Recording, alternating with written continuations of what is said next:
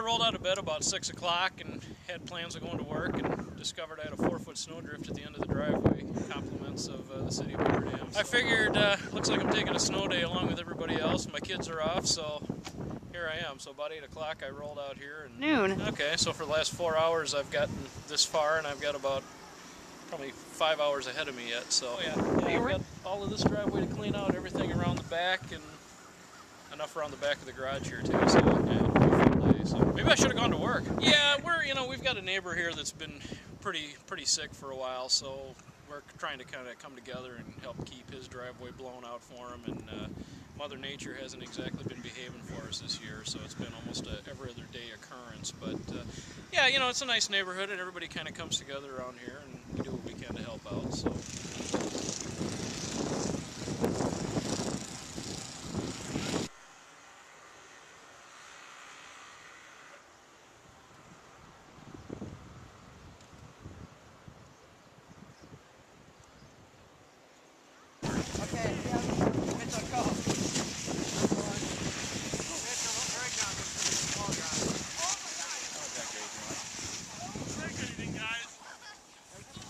We missed it last year. We had a snow day and we didn't do anything. Yeah. And this year I said, well, forget snow day.